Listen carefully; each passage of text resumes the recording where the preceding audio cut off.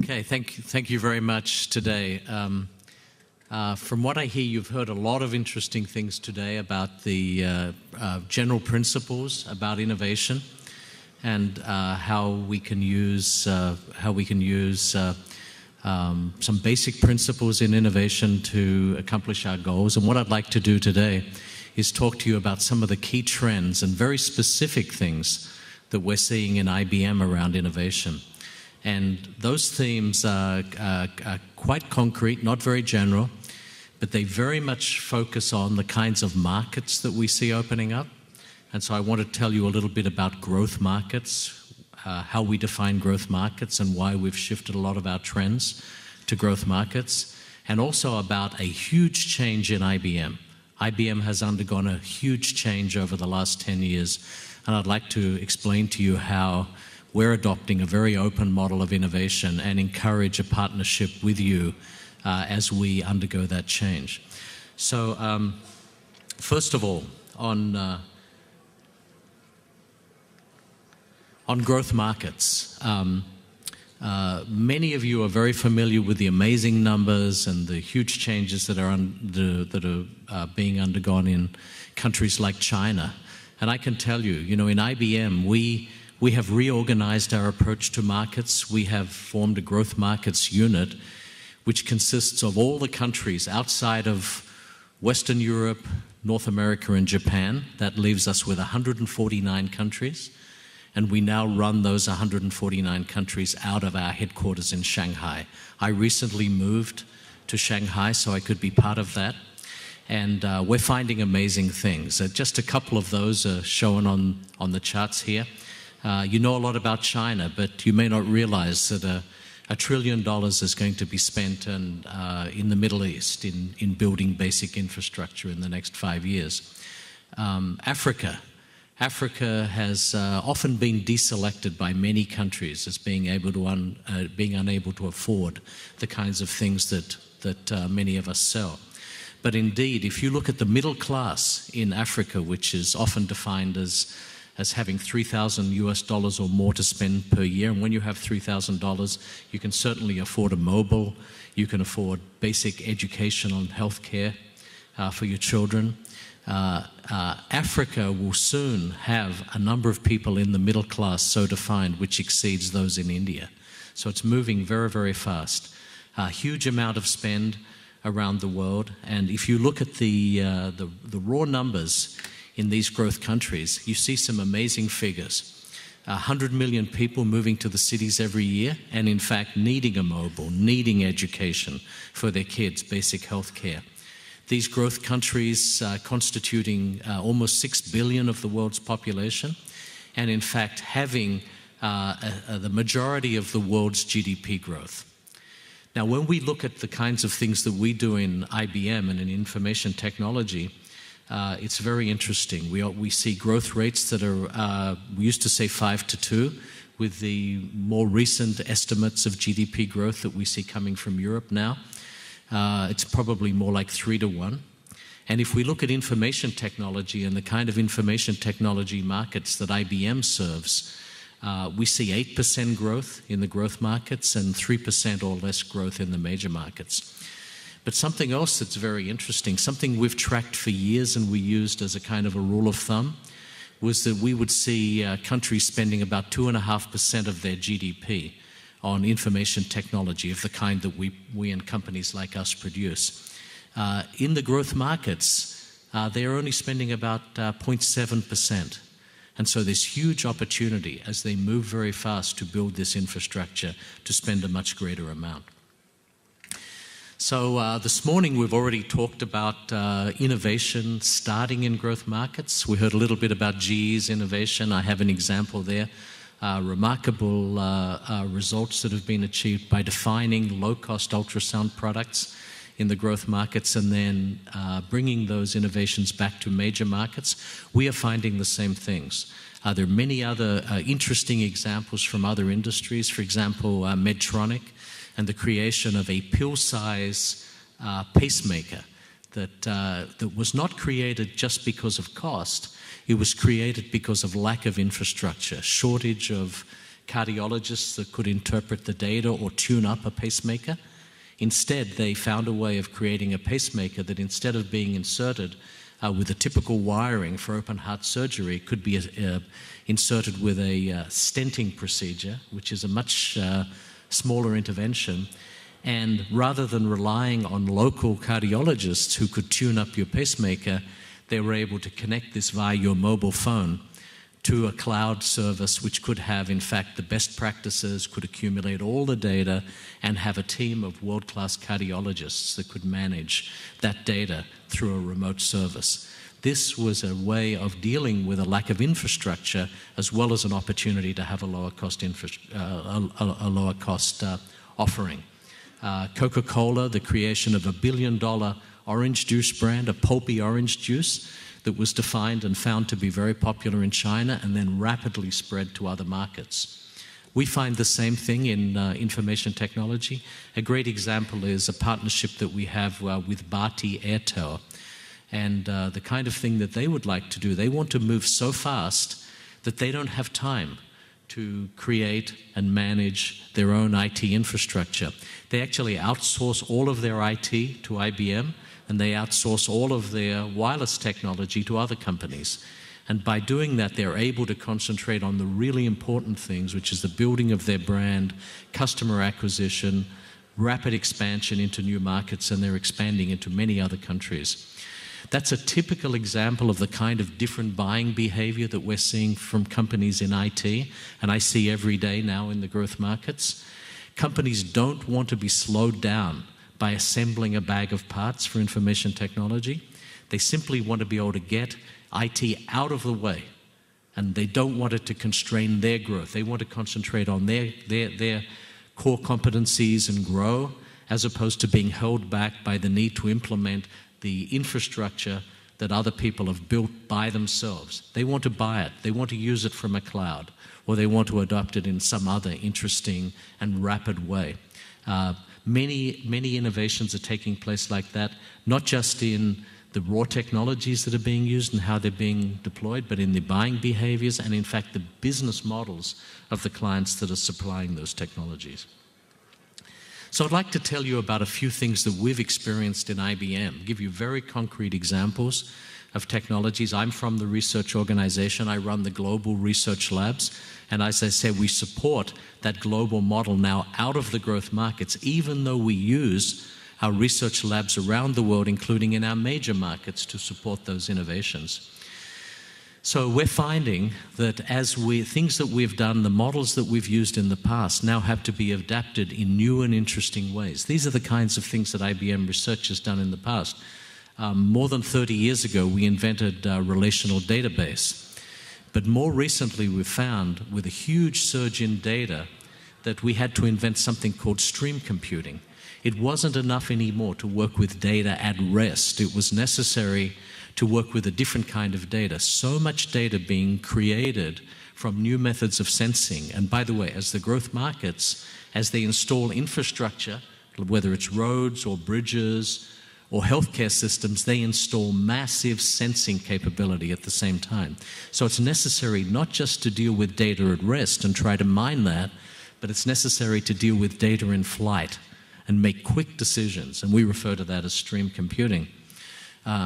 We've been in supercomputing for a long time, and in the top left you see an example of a system we called Blue Gene, which, by the way, was driven from an experiment and a grand challenge that we did in the bottom right called Deep Blue, where we played chess and defeated the world champion in chess, Garry Kasparov, in 1997. We went on to create a machine called Blue Gene and passed the 10 to the 15 or petaflop barrier in computations.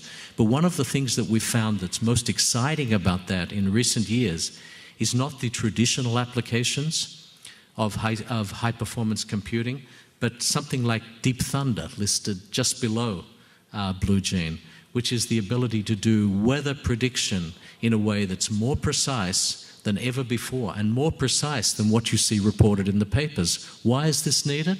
This turns out to be extremely important for offshore exploration of oil. It turns out to be extremely important for managing energy generation, because you need to predict the flow within rivers. So you need to be able to predict how much you can get from hydropower and how much you have to generate from coal. And you need to create scheduling based on that. And it's also, we found very important, some of the growth market countries that we've gone into have been ravaged by natural disasters, of which there have been a huge number in the last few years. An example is Rio de Janeiro, which has suffered terrible floods and mudslides and the loss of many lives. Massive floods in Australia. And our ability to now provide solutions in those countries to governments requires a level of weather prediction and a granularity which is smaller than what is needed for other purposes. And in fact, very precise models about water infiltration, soil saturation, and soil mechanics that go far beyond what we've ever had to do before. Other examples in speech, we pioneered speech recognition, but only recently in growth markets have we come to realize that in order to address certain markets and solve certain social problems in India and Africa, where farmers who may be illiterate, they need to understand how to manage the dosing of insecticides or fertilizers in the field. They want to be able to call up not on a smartphone, they want to be able to call up on a very basic phone and to be able to use speech to query the kinds of insecticides that are effective. And we're working with partners in terms of putting out solutions which people can use purely with speech now to access information that's in the cloud. So our research labs, as I said, we are now operating our global research labs from Shanghai. I do that from my office in Shanghai. We're opening labs in new and important markets like Melbourne, Australia, which, by the way, although a developed economy, is also a tremendous growth market. Brazil, we make very good use of Haifa, which is our largest research lab outside the United States, and we continue to rechannel the energies of our global network of labs, which you see shown here, into solving the world's problems, and particularly where growth and rapid deployment of infrastructure exists. So what are examples of that? You'll see, as I start to talk about these examples, a shift from a company, the IBM, that you may think of as a producer of hardware or of IT, raw information technology. You'll see our focus here on a shifting from the production of IT to the use of IT.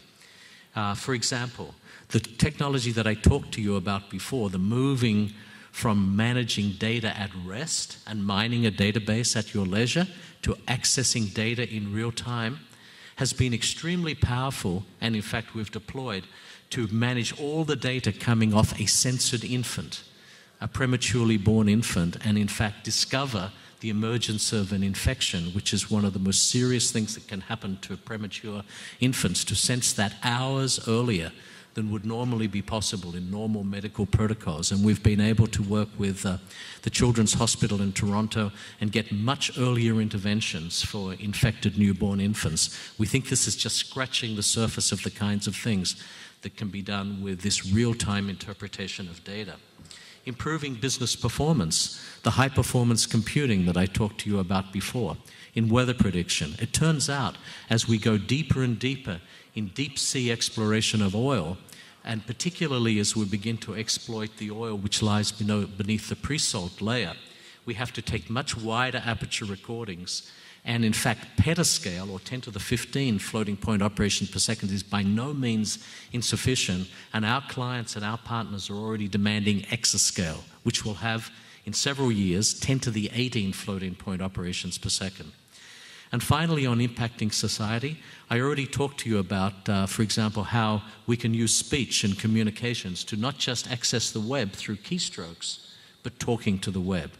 These are the new kinds of examples that illustrate this shift from the production of IT to the use of IT to solve these world problems. But there's something else going on as well. Something else very fundamental that has changed the way we approach the use of information and the use of data in the world. We have gone through a radical transformation in the last 10 years in where we find data. And we've tracked for many years where the data is in the world. Data used to sit in databases. It used to be entered by keystrokes. It's now coming from instrumentation. We are more interconnected thanks to, obviously, the internet, and thanks to mobile communications, which we all carry. That data is available from anywhere. It can be used from anywhere. It's coming from sensors, and it's coming from the universal sensor as well, which is the human who holds one of these mobile devices. And finally, if we have that data, we're finding we can use it in new and unanticipated way to do things that actually we never thought were possible. That data takes place in all kinds of forms. It takes place in numerical forms, traditional numerical and structured forms, but it also takes place in very, very unstructured forms. It takes form in the form of pure text, language, blogs, Twitter feeds, etc., and all of the written information that's out there, of which much is not reliable. A lot of that data is in doubt. We like to say moving from data at rest to data in flight to data in doubt. You all know how unreliable a lot of the information on the internet is. So we surprised ourselves less than a year ago when we had set out about 4 to 5 years before to do the next great challenge. The Deep Blue chess machine was very interesting, but it was totally computational, and it relied on very structured data and a very structured game. We decided, a lot of people thought we were crazy, to actually try to compete in a quiz show. And many of you may have heard of this game, the Jeopardy, which is the most popular quiz show in the United States. It's also licensed in several other countries around the world. But it's also a very hard show. I'm always embarrassed by how poorly I do when trying to answer the trivia, because it's not just trivia, it's facts. And Jeopardy asks very deep and hard questions about politics, geography, science, sports, movies, and I'm afraid I know very few of them. And yet there are these remarkable people like Ken Jennings on the left and Brad Rutter on the right, who are amazing walking encyclopedias that have huge and encyclopedic knowledge. So we decided not just to play the game as we played against the world chess champion, but also the #1 and #2 champions in the world, the people who had been most successful. And I had the great opportunity of meeting these two gentlemen and realizing that they are really incredibly exceptional, computers in a box, right? We surprised ourselves. We were able to, this is the last game, we were able to actually do better at answering very general questions. Many of these questions were trick questions involving puns and involving connections between two very, very different fields. And we were able to do better, and Ken wrote a comment, a funny comment at the bottom. I, for one, welcome the new computer overlords, as he gracefully admitted defeat to this machine.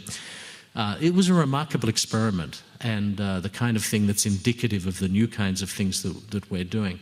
And after doing it, we were, of course, very excited, and then we went into a period of disillusionment when we said, can this thing only play game shows? And then as we began to work with the area that we chose first, which was healthcare, we began to realize the excitement that physicians who are under incredible overload of information, whether it's from family history or the huge medical literature or the huge amount of data that they have to look at in the medical records, and we began to realize that if we could extend this tool, not just to reason with written knowledge, but also to reason with labs, and reason with a history that would be connected from a patient, that we could help to overcome, and we could help clinicians to overcome this kind of overload of information, which we all live with today. And so we're now moving to try to apply this technology to the problem of a clinical diagnosis and a treatment. So what does this mean for our model of open innovation? We're actually working with partners now on these kinds of technologies, all the technologies that we've talked about, and we thoroughly believe in the concept of open innovation. So we are using technologies that come from open source. We have been very, very strong supporter of Linux and Eclipse and many of the other things there. Of course, we still are in the business of providing hardware, but to a greater and greater extent, our hardware now runs all kinds of open source technologies. And we also make available components which can be combined. And in fact, in many cases, we take both open source and proprietary components from startups. We combine them into our solutions. But more importantly, we make our components available to other people. startups we have many partners here in Israel and many other countries that we now partner with in a very open innovation model to create solutions. For example, Infosphere Big Insights is predominantly built on open source technologies. It's predominantly built on Apache Hadoop. It uses Jackal as an interface language. It's available free for download from IBM. And of course, if you would like to, we provide free software. We also provide some proprietary technologies. If you'd like to use our database or our WebSphere technologies to interface, we also have some proprietary technologies that interface as well, and it will also interface with your proprietary technologies. So we very much moved from a closed model 25 or 30 years ago to a very open model. We thoroughly support open interfaces, and we want to be part of the vibrant kind of ecosystem that I see every time I come to Israel. An example of this, composing for value. Recently, we have undergone we've seen a huge surge in interest in integrated operating models. And something we refer to as the Integrated Operations Center, which uses several of our basic technologies like database and event management, but also to a very significant extent uses ISV technologies and third-party technologies to provide. One example is we run a center now in Rio de Janeiro which manages the flood and mudslide disasters that we talked to you about before. But very interestingly, as soon as we put that in, we found that it started to be used for everyday use. Last time I was in this center in Rio de Janeiro, it was being used that day to manage the aftermath of a garbage strike and also simultaneously a jackknife trailer truck on one of the main bridges in Rio. So you may build something for one purpose and you quickly find you want to load onto it all kinds of third-party technologies that can help you to solve a broader range of the world's problems. So finally, I'd like to introduce to you our partner in open innovation here in Israel and in the rest of the world, our Global Technology Unit partnership model. It's something where we actually like to go to market together and become a participant in this open innovation model. We are happy to provide both our open source technologies and our proprietary technologies that can be licensed with IBM. We're happy to brainstorm with any startup or any company, any other company, large or small, that would like to talk about synergies